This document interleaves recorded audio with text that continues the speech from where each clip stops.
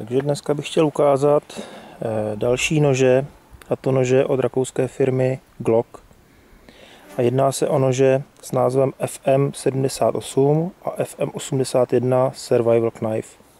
Takže pojďme se na tyhle asi všem dobře známé nože podívat. Takže nejdřív bych představil 78 v černé barvě. Pojďme se na ně podívat. Čepel tvaru clip point, plochý výbrus zakončený fazetou, falešné ostří pro lepší penetraci. Nůž je teda teď naolejovaný, takže se leskne, ale samozřejmě jináč je povrchová úprava matná, takže matné černění pro nežádoucí odlesky a pro nežádoucí opotřebení čepele. Takže čepel je vyrobená, nebo nůž je vyrobený z pružinové uhlíkové oceli. Nůž je zakalený na 55 stupňů Rockwella. Nechybí zde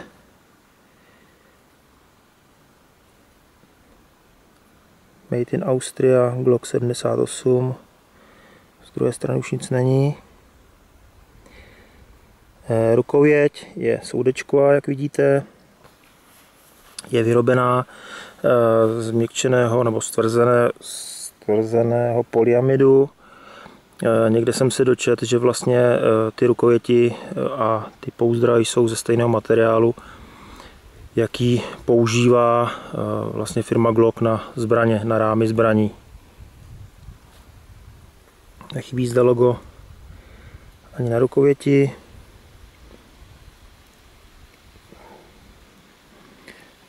Je uváděno, že na konci je průvlek na pojistný parakord, ale není to tak.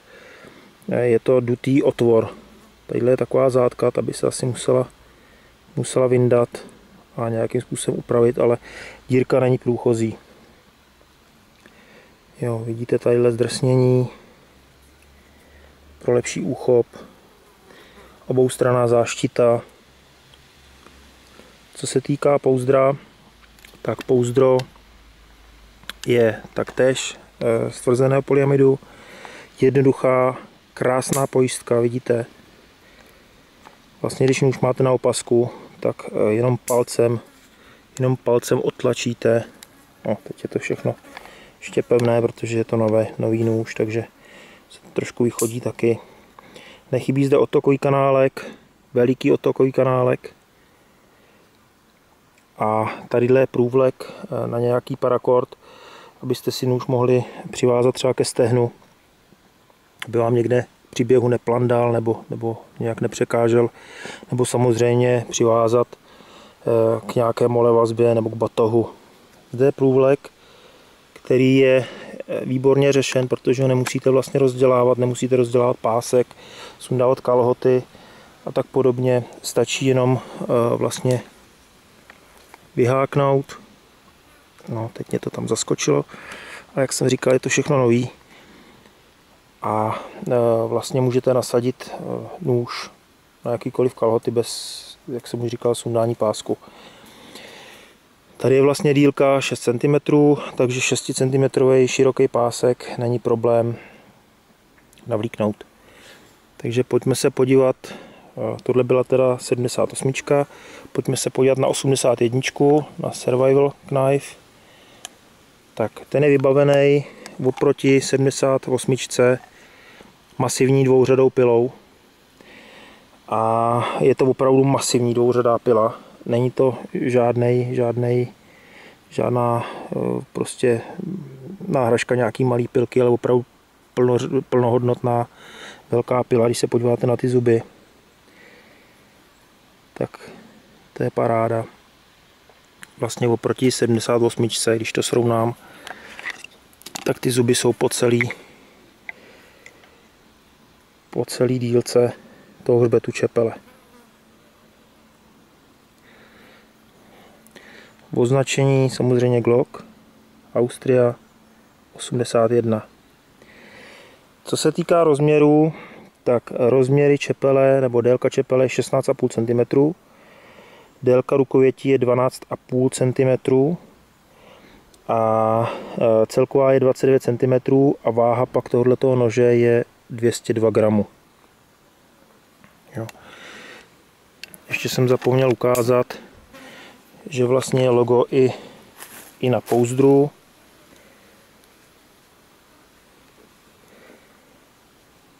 Takže vlastně nože jsou celý značený. Jinak nože, jak vidíte, se vyrábějí v několika barevných variantách. Černá, šedá,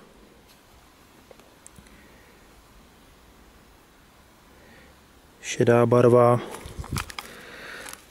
pak tady khaki, nebo no, není to písková.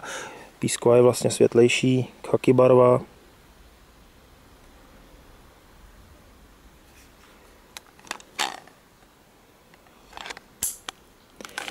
A zde zelená oliva. Musím říct, že tyhle nože jsou velice oblíbený a používaný vlastně v rakouských speciálních jednotkách a jsou speciálně vyvinutý vlastně ve spolupráci s armádou a vlastně zohlednili se tam veškeré jejich potřeby, které potřebují při bojových úkolech. Takže ten už je oskoušený opravdu různýma bojovými podmínkama a nemusíte se s ním bát dělat takřka cokoliv. Ještě jsem chtěl tady ukázat můj starý nůž. Tady vidíte, že ještě bylo logo kulatý, takže s ním se můžete taky někde setkat, třeba na burze. Vidíte, že po několika letý práci a štípání a sekání, tak vidíte, že nůž je stále černý, takže opravdu ta povrchovka je kvalitní.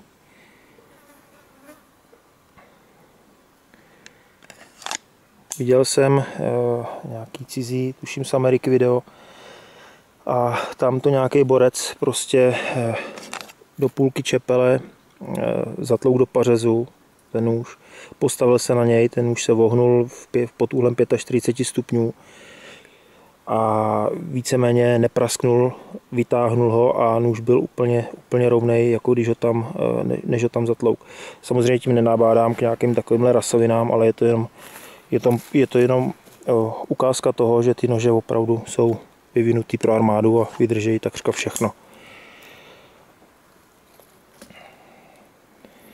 Takže tohle by bylo asi všechno, co jsem chtěl.